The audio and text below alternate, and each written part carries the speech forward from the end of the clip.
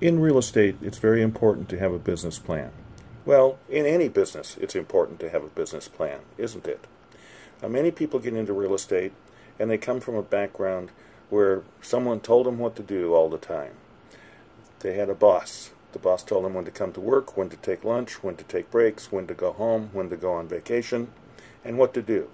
Now you're your own boss. Now you do have a broker, and your broker's there to help you be successful in this business. But one of the things you have to do is come up with a plan. How much do you want to earn this next year? You can break that down then into how much you have to be earning each month. You can also break it down by looking at the activities that you need to be doing on a regular basis to be able to accomplish your goal. It's important to define where you are right now and look off into the future, whether it be a month or a quarter or a year down the road, and say, where do you want to be? Okay, now in between where you are and where you want to be are the things you have to do to get there. These are actions. You have to do something. You have to be out there. You have to be talking to people. You have to be handing out your business cards. You have to be marketing yourself on the internet. You have to be doing all of these different things so that people know what you do and they know what business you're in. Only when that is possible, only when that is happening, are you going to enjoy success. And then as you're going along with your business plan, excuse me, you need to check on it and look and see how you're doing. So if you want to be somewhere at the end of the year, you have to have benchmarks that you're looking at while you're on your way there, so you can tell if you're making it or not. So if you want to earn $100,000 in the next 12 months, after 6 months you should be right around $50,000. Makes sense, doesn't it? So you look at what you need to do to get there. Figure out how much the average home is selling for in your area. Figure out what the commission is that's being charged on most of those homes. And then you can come up with the amount of money that you can make on each transaction.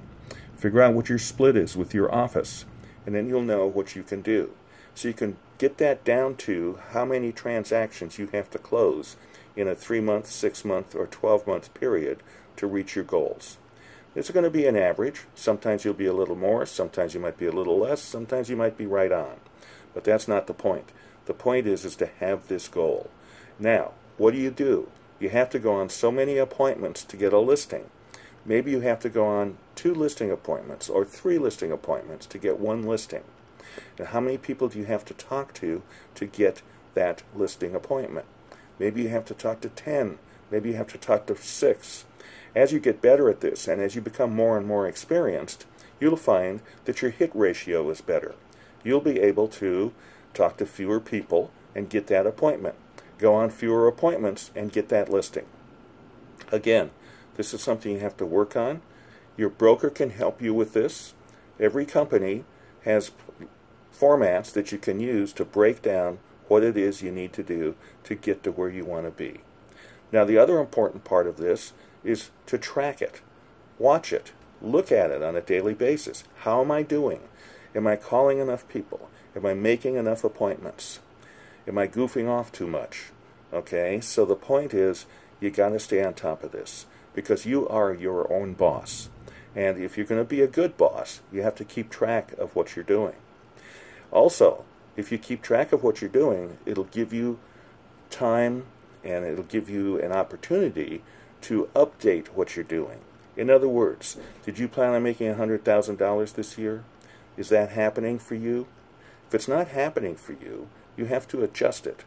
Maybe you're making more than what you planned on. Maybe halfway through the year, you've made $60,000 or $70,000. So again, you want to adjust your plan. Maybe you can make more this year.